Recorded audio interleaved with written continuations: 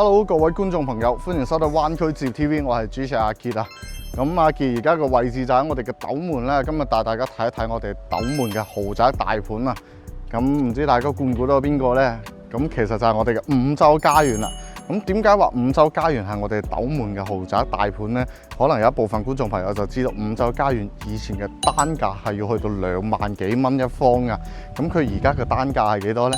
就係我哋嘅16000蚊啦，好似我哋賣緊21座咁，個單價只不過係16000蚊咋。咁你16000蚊嘅單價，你可以買到以前2萬幾蚊嘅貨，你諗下係咪好抵啊？OK 啦，咁我哋嘅五洲家園嘅位置咧，其實就喺我哋嘅嘉禾城隔離嘅啫，即係嘉禾城可以享受到嘅配套，我哋五洲家園同時亦都可以享受到啦。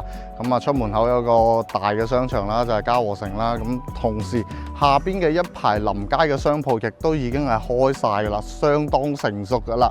咁今日咧就推薦2個戶型面積俾大家，一個就係我哋嘅大面積嘅，另外一個就係一個小面積單位。咁我哋而家就上去我哋嘅示範單位睇睇啦。好啦，咁各位朋友而家就上到嚟我哋嘅實體示範單位啦。咁大家見到對翻出嚟呢係2部電梯嘅，咁每一層係有5伙人啦，就我哋嘅2梯5戶。咁我哋先睇大面積嘅，就係我哋嘅0102戶鏡像戶型嘅116平方單位啦。好，咁入到嚟，大家先睇阿傑嘅左手邊啦，係有一個入戶花園嘅位置俾到大家嘅。但係呢個花園其實佢唔係送嘅，佢係計一半面積嘅。咁仲有另外一個有意思嘅點就係陣間話俾大家知啊。咁呢個入戶花園就好好用啦。咁有個咁大嘅平台俾你，無論你係做鞋櫃又好，放雜物、放單車、放魚竿、放雪板之類嘅，都好好用啊！呢個空間。好啦，咁入翻嚟嘅位置啦，喺阿傑嘅左手邊啦，就係我哋嘅廚房位置啦。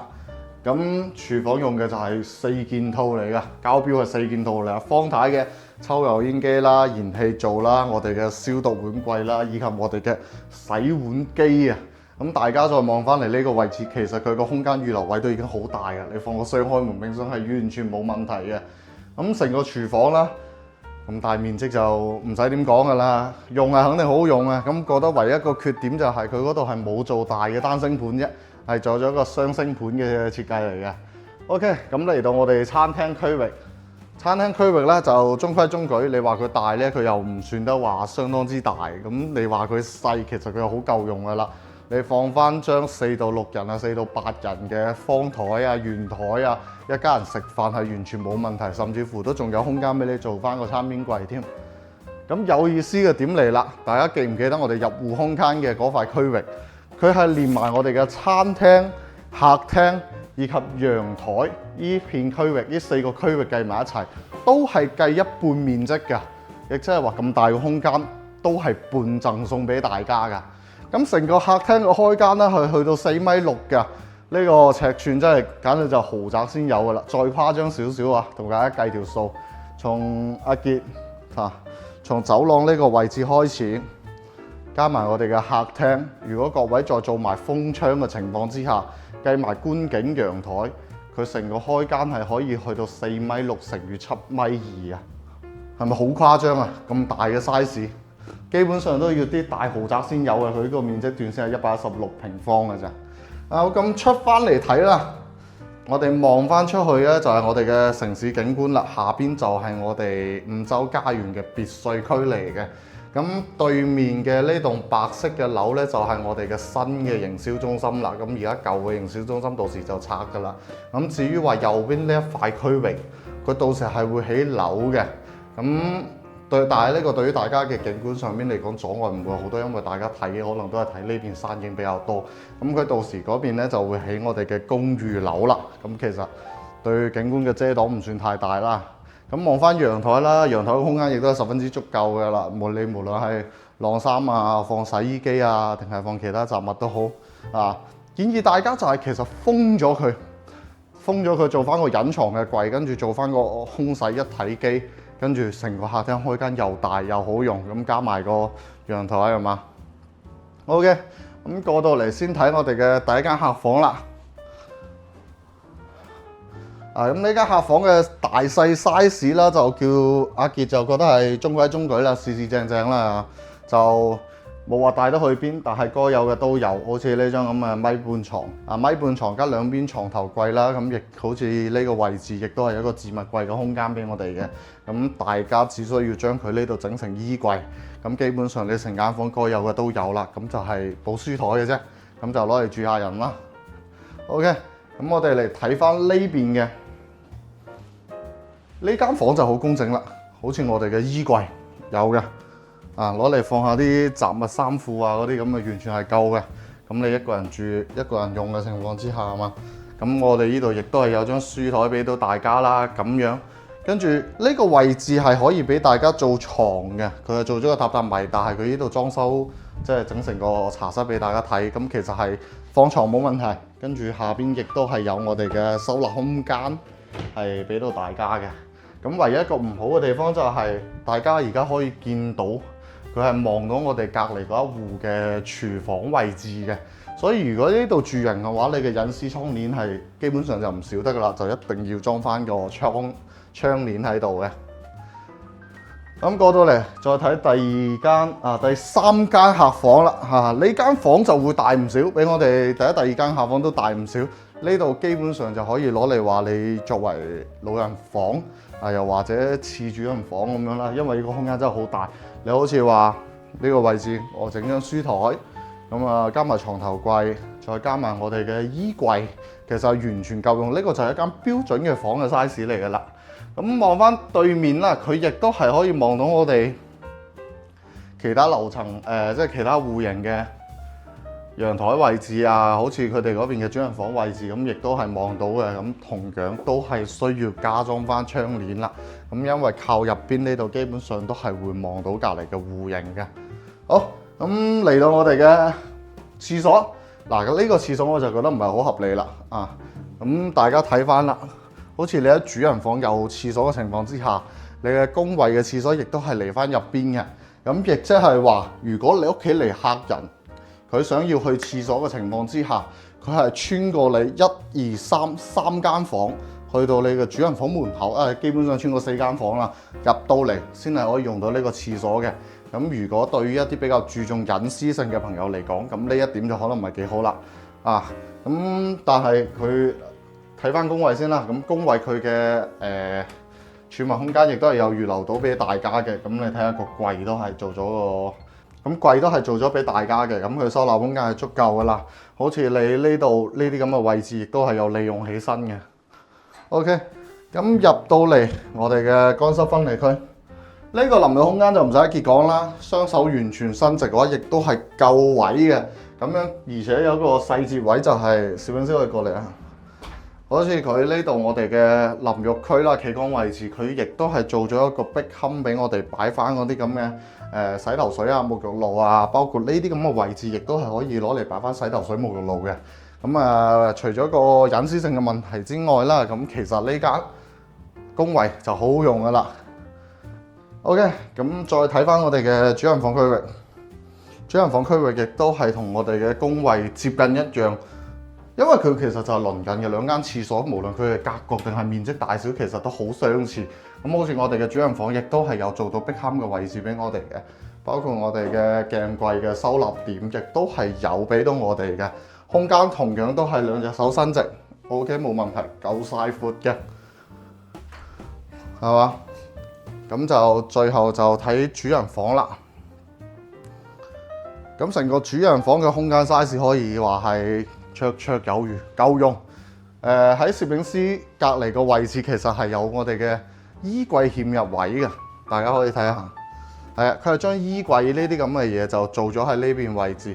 咁成個衣櫃大細 size 亦都係十分之足夠啦，咁完全係足夠，咁係完全可以放晒兩公婆啲衫褲啊，甚至乎連啲換季嘅預留位置，佢都係可以放喺個衣櫃上邊嘅。咁呢度主人房位置啦，仲做咗個電視櫃俾大家，咁床亦都係標準嘅2米床啦，已經係，係啦，已經係標準嘅2米床嚟㗎啦。咁兩邊床頭櫃亦都係有位嘅，甚至乎如果你覺得衣櫃位置唔夠，你喺呢邊甚至乎呢邊再做多排衣櫃，咁成間房嘅空間都係夠晒嘅。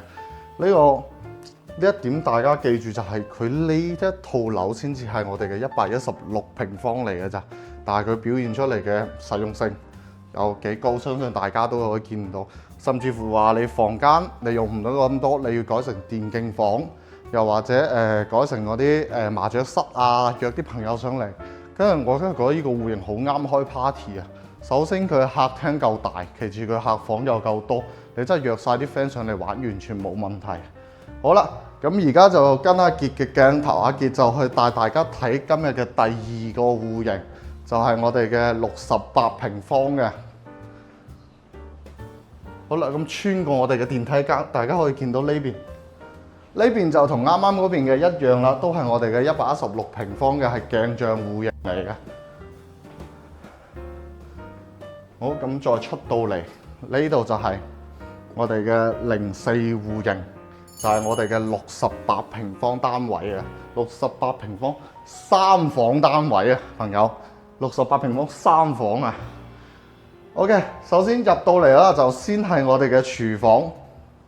廚房就對比啱啱嗰個肯定冇咁大啦，但係我哋嘅雙開門預留位以及我哋嘅三件套啦，就抽油煙機、我哋嘅煤氣爐，再加埋我哋嘅消毒碗櫃，亦都係有嘅。咁同樣嘅問題，亦都係佢係冇做到大嘅單星盤，佢係做咗個雙星盤嘅設計。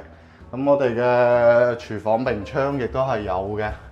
但係明窗佢個位置係喺樓井中間嚟嘅，所以個採光度相對嚟講就冇咁好，會差少少。但係亦都係有通風窗俾到我哋嘅。OK， 咁喺我哋嘅左手邊區域啦，就係一大排到頂嘅鞋櫃啦。咁佢嘅收納空間亦都係非常之多啦。咁呢度基本上成排都係㗎啦。好，咁入到嚟，有一點想同大家分享一下，其實我覺得。點解阿傑會推薦呢個68平方個戶型呢？第一就係覺得佢呢個戶型好靚，第二嘅話覺得個好實用啊！好似話你睇下，你平時如果係作為度假單位，間唔中上嚟住下68平方係綽綽有餘嘅。其次佢個戶型格局真係好靚。咁仲有一個優點，陣間先同大家講啊。好似呢個廚房咁樣，佢呢面牆佢唔係實牆嚟㗎。你可以打咗佢攞嚟做開放式廚房係完全冇問題嘅。咁樣你餐廳放喺呢個位置就2到4人嘅台啦。咁你好似平時作為度假單位唔約朋友上嚟嘅情況之下，咁你一張小圓台就綽綽有餘嘅啦。OK， 咁過到嚟呢邊咧就係我哋嘅客廳區域啦。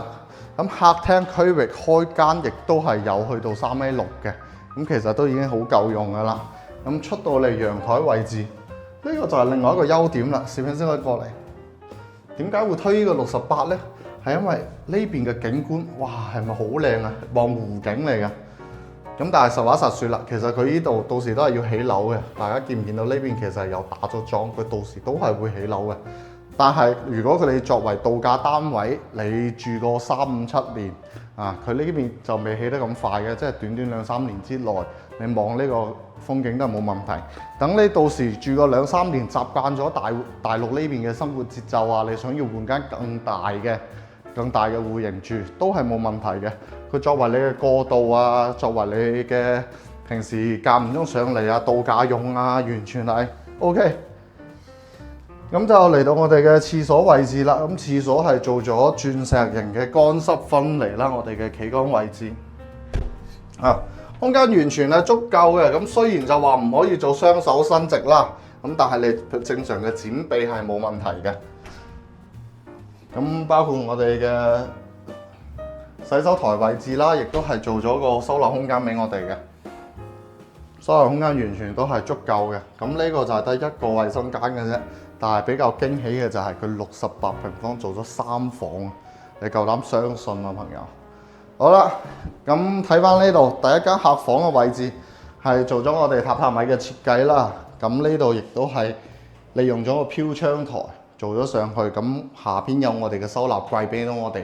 呢度亦都係做咗張書台，係連埋我哋嘅榻榻米同埋我哋嘅衣櫃位置嘅。咁我哋間房衣櫃正常 size。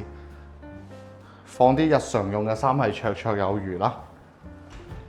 咁啊嚟到另外一間偏細少少嘅房啦。咁呢間房我哋作為兒童房使用啦，咁又或者係作為電競間嚟用會好用啲。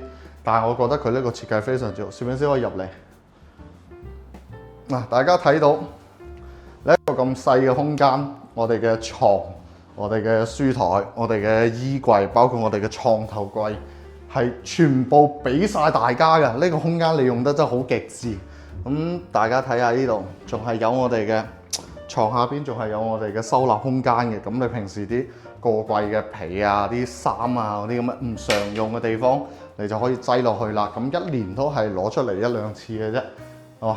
呢個真係呢間房真係小空間利用到極致啊！呢個設計。咁最後尾就係我哋嘅主人房區域啦。咁主人房區域嘅觀景同我哋嘅主陽台係一樣嘅，都係望翻出邊嘅湖景嚟嘅，都係十分之靚噶啦已經。咁成個空間啦，你擺張 king size 嘅2米床或者1.8米床完全冇問題，仲有位置俾我哋做到床頭櫃啊，甚至乎做張梳妝台喺呢個位置都係冇問題嘅。咁衣櫃嘅話，相對嚟講 size 就如果係正常住嘅話，咁呢一個衣櫃嘅容量肯定就唔夠噶啦。但係如果你作為度假單位，阿傑覺得係綽綽有餘啦，已經係你正常上嚟玩，你都係帶幾套衫嘅啫嘛。咁平時放喺呢度都係放2、3套備用嘅啫嘛。咁呢個就係推薦呢個小單位嘅原因啦。好啦，咁呢個就係今期帶俾大家嘅2個戶型啦，一個就係我哋嘅116平方嘅4房大面積戶型啦，咁仲有一個就係我哋嘅68平方嘅3房小面積戶型啦。咁唔知大家係想買大面積定係細面積嘅咧？歡迎喺下方評論區留言喎。咁其實阿傑覺得呢個小面積嘅誘惑係好好嘅。佢而家單價16000嘅情況之下啦，咁呢個68平方總價只不過係100零萬出頭嘅咋。咁基本上100零萬就可以搞掂咗。你買一個細嘅度假單位，平時間唔中落嚟住一下。咁就算你唔住嘅情況之下，你租出去，好似呢種咁嘅小面積單位，其實佢好容易租嘅，會比大面積嘅更加容易租出去啦。咁都可以變相咁攞嚟投資嘅話，OK。咁今期節目就到呢度啦。咁如果有想了解五洲家園其他戶型嘅朋友，都可以聯繫上方電話 WhatsApp 翻阿傑嘅喎。咁如果想睇大灣區其他樓盤嘅朋友，同樣都可以聯繫上方電話 WhatsApp 俾阿傑嘅。咁今期節目就到呢度啦，我哋下期再見，拜拜。